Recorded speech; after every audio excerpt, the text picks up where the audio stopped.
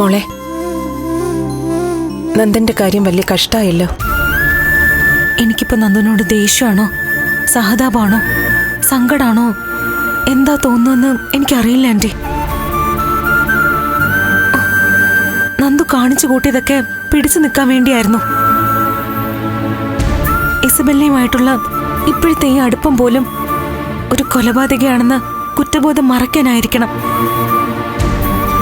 നന്ദുവിന്റെ മാനസികമായ പ്രശ്നങ്ങളിലൊക്കെ കെവിൻ താങ്ങും തണലുമായി കൂടെ നിന്നത് നന്നായിന്നാ ഇപ്പൊ എനിക്ക് തോന്നുന്നേ. എന്നോട് അകൽച്ച കാണിച്ചതും മദ്യവെച്ച് പ്രശ്നം ഉണ്ടാക്കിയതും ഋഷിയുടെ പ്രേതത്തെ കണ്ടു എന്ന് പറഞ്ഞതും എല്ലാം ഒരു കൊലപാതകയാണെന്നുള്ള പേടി കൊണ്ടാവണം. നന്ദനെ ഇനി എങ്ങനെ തിരിച്ചു കൊണ്ടുവരും മോളെ? ഞാനിപ്പോ നന്ദുവിന്റെ ഭാര്യ മാത്രല്ല, ഈ നാടിന്റെ MLA കൂടിയാ. അറിയാതെ തെറ്റ് ചെയ്തു, സാഹചര്യങ്ങളുടെ സമ്മർദ്ദം കൊണ്ട് പെട്ടുപോയി. അതൊന്നും ന്യായീകരണങ്ങളല്ല. അങ്ങനെയുള്ള രക്ഷപ്പെടലുകൾക്ക് കൂട്ടു നിൽക്കാനും പറ്റില്ല.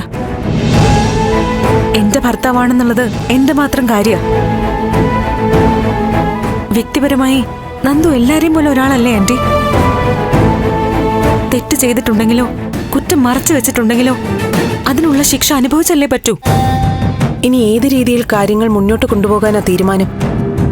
പ്രത്യേകിച്ച് എന്ത് തീരുമാനം ആന്റി? തെറ്റ് ചെയ്തവൻ ആരായാലും ശിക്ഷിക്കപ്പെടണം. MLAയുടെ ഭർത്താവായാലും MLA ആയാലും അതിലേക്ക് കാര്യങ്ങൾ എത്തിക്കണം. അതിലേക്കുള്ള തീരുമാനങ്ങളിലേക്കാ ഞാനിനി പോകുന്നേ. ഒരുപാട് കുരുക്കുകൾക്ക് നടുവിലാ ഈ കേസ്. ചുരുളുകൾ അഴിഞ്ഞഴിഞ്ഞു വരുമ്പോഴേ പിന്നിലുള്ള മുഴുവൻ പേരുടെയും ചിത്രങ്ങൾ കിട്ടൂ. നന്ദൻ കൊലപാതകയാണെന്നൊക്കെയുള്ള വാർത്തകൾ പുറത്തു വരുമ്പോ കേരളം മുഴുവൻ കോളിളക്കം ഉണ്ടാകും. MLAയുടെ ഭർത്താവ്, മോൾക്കെതിരെയും ആരോപണങ്ങൾ വരും. വരട്ടെ ആന്റി. ഞാനിപ്പോ പ്രതിസന്ധികളൊക്കെ വെല്ലുവിളികളായിട്ടാ കാണുന്നേ. പണ്ടത്തെ പോലെ പേടിച്ചു നിൽക്കില്ല.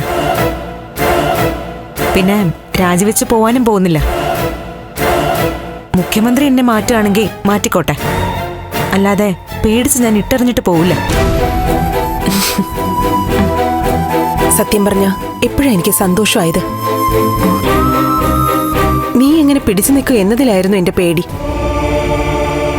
എന്തായാലും ഇത്രയും വലിയൊരു പ്രശ്നത്തെ ധൈര്യത്തോടെ നേരിടാൻ പാകപ്പെട്ട് കഴിഞ്ഞ സ്ഥിതിക്ക് ഇനിയിപ്പോ എനിക്ക് പ്രത്യേകിച്ച് ഉപദേശിക്കാനൊന്നുമില്ല. മോള് ധൈര്യമായിട്ട് മുന്നോട്ട് പോ.